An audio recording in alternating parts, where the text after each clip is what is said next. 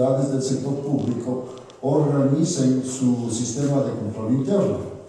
La idea de esta normativa fundamentalmente es propender a que tengamos la seguridad de que los recursos están bien administrados, están cautelados y fundamentalmente que los objetivos que deben perseguir en su actividad diaria las entidades públicas pueden ser alcanzados.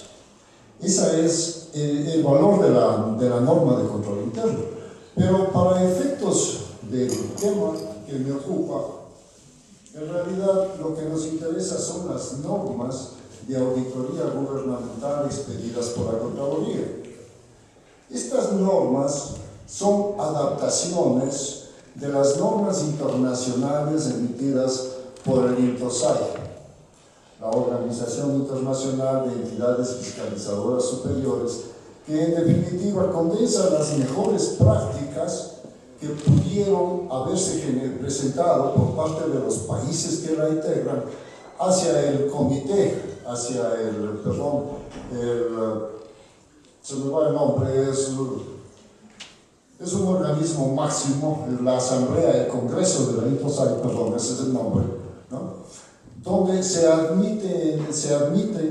depuran las distintas ponencias y salen, se puede decir, ya las normas para que sean empleadas por las distintas organizaciones fiscalizadoras superiores luego de un proceso de adaptación a la normativa que rige en ese estado.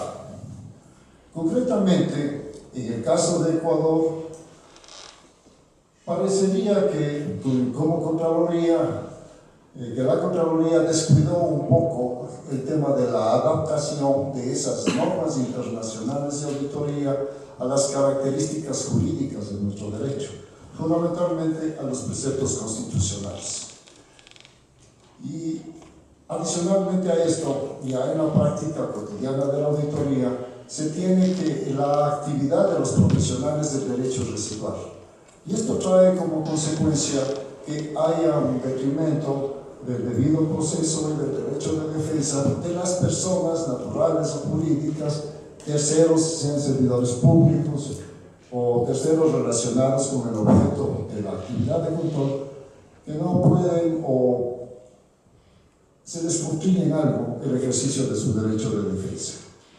Veamos en qué consiste brevemente ese procedimiento y veamos también cómo la Constitución incide en diversas partes de este procedimiento. La Ley Orgánica de la Contraloría determina que debe existir una planificación anual de control. Esa planificación anual de control debe tener una cierta flexibilidad para atender determinadas circunstancias que surgen como imprevistas. Para la planificación se toma en cuenta una serie de factores que están determinados en las normas de auditoría. ¿Qué es lo que sucedió en la entidad? ¿Hay denuncias? ¿Cuándo fue la última vez que ingresamos? Etcétera. Son esta serie de factores los que determinan la inclusión de una entidad dentro del plan anual de control. Pero es aquí donde en un primer gran momento interviene la Constitución de la República, limitando esa discrecionalidad que caracteriza la planificación.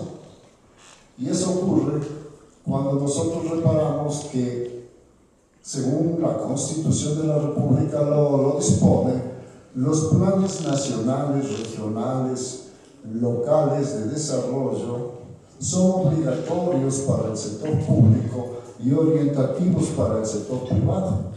Entonces, esto determina que entre esos elementos que la Contraloría tiene que considerar para efectuar su planificación anual de actividades, necesariamente tienen que ingresar los planes nacionales, locales de desarrollo y naturalmente los presupuestos que los instrumentan.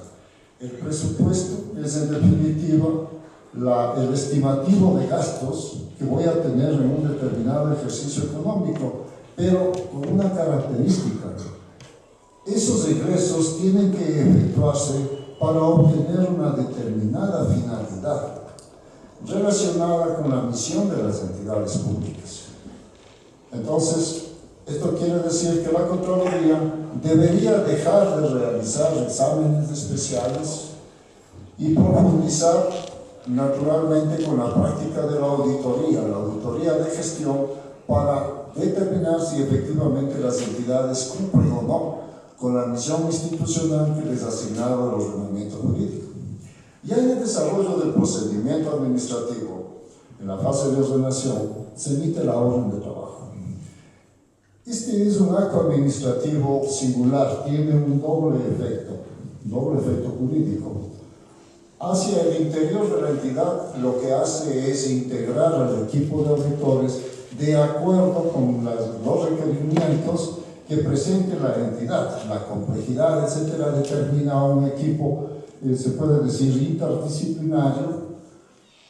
Y claro, el alcance del examen también determina que ese personal también tenga un cierto número, una cierta suficiencia. Y hacia el exterior de la Contraloría General del Estado genera un efecto jurídico. La orden de trabajo es notificada al titular de la entidad.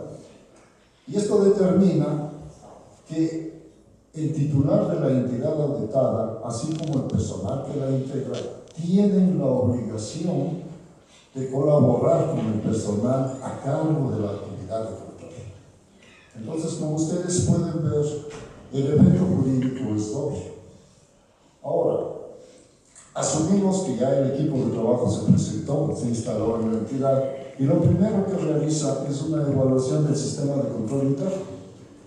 Esa evaluación del sistema de control interno le va a permitir programar, planificar la auditoría de manera más específica y, claro, aplicar las pruebas de auditoría que correspondan dependiendo de las bondades o las debilidades de ese sistema de control interno.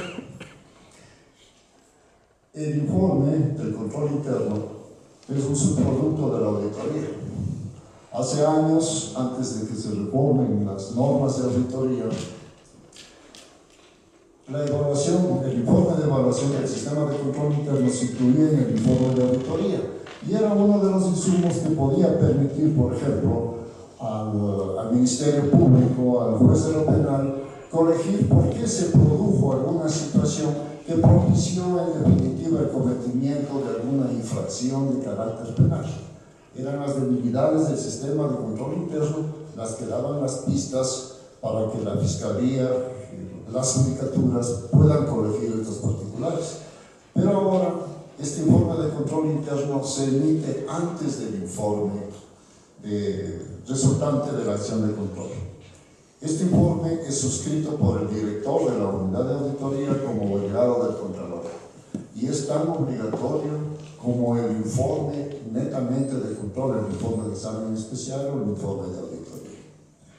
Bien, cuando el auditor ya practica sus pruebas de auditoría, entramos en la etapa contradictoria del procedimiento.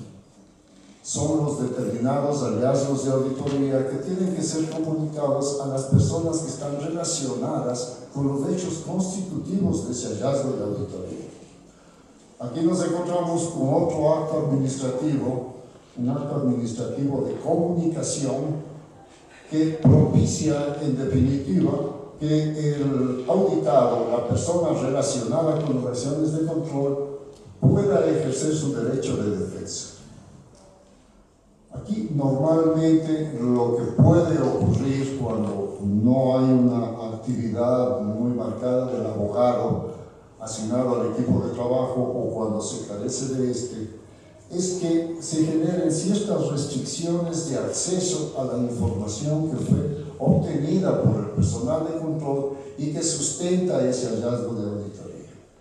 Este aspecto, esta situación de reserva de la evidencia obtenida por los auditores no debe producirse en los hechos porque indudablemente implica que no le están haciendo conocer a la contraparte cuáles son la totalidad de los antecedentes y al negarle ese conocimiento indudablemente está negando la posibilidad de que pueda ejercer su derecho de defensa de manera fundada, oportuna, como dice nuestra Constitución en el artículo 76, numeral 7. Bien, avanza el procedimiento de auditoría. Las personas han contestado a las observaciones formuladas por la auditoría y claro, estos sujetos relacionados con la acción de control necesitan conocer cuál fue el pensamiento del auditor, del equipo de auditores. Y esto ocurre en la denominada conferencia final o de lectura del borrador del informe, en la cual indudablemente la Contraloría está presentando resultados que tienen el carácter de provisional. Y son provisionales porque con esta oportunidad nuevamente se abre la perspectiva de que las personas relacionadas con la acción de control puedan ejercer nuevamente su derecho de defensa. Generalmente, luego de concluida la conferencia final, se habilitan unos 5 días con la finalidad de que las personas que participaron en la conferencia presenten de manera documentada sus hechos. Gracias. Bien.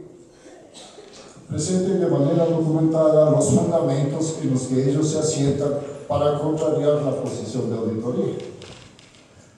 Cuando ya auditoría, se puede decir, evacuó toda esta actividad, confrontó las opiniones de las personas relacionadas con las acciones de control, entramos en la fase de emisión del informe. El informe, según dice el artículo 26 de la Ley Orgánica de la Contraloría, tiene que ser suscrito por el director de la unidad de control y aprobado por el Contralor General del Estado o su representante.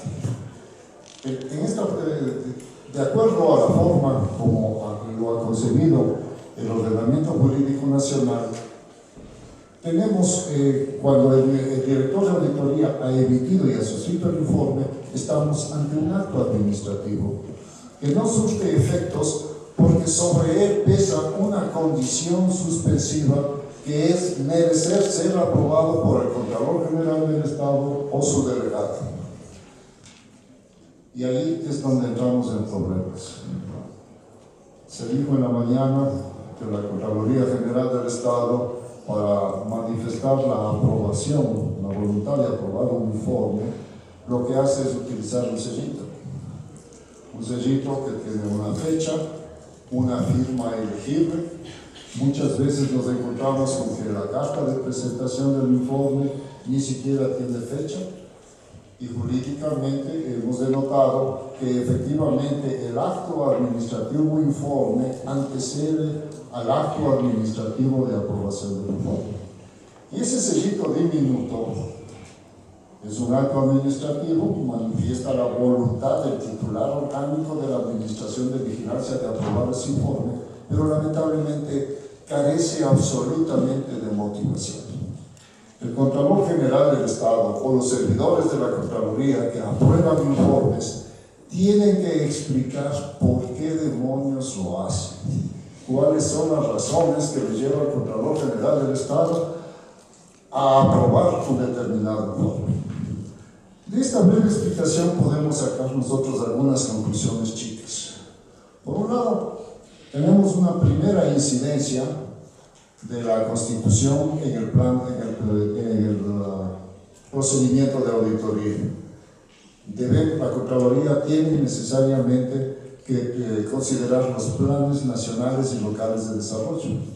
Pero como se dijo en la mañana, el artículo 26 de la Ley Orgánica de la Contraloría ha sido reformado. No sabemos si está en vigencia o si entrará en vigencia luego de 6 meses. No se ha dicho absolutamente nada en el Código Orgánico Integral Penal al respecto, a pesar de que no se trata de una norma de carácter penal. Entonces, esto determina que simplemente ahora la Contraloría, cuando dice que todas las acciones de control deben realizarse en 180 días, quiere decir que la Contraloría está renunciando a la realización de auditorías de gestión para privilegiar la realización de exámenes especiales. Y eso determina indudablemente que el pueblo ecuatoriano no pueda conocer si la gestión desenvuelta por las entidades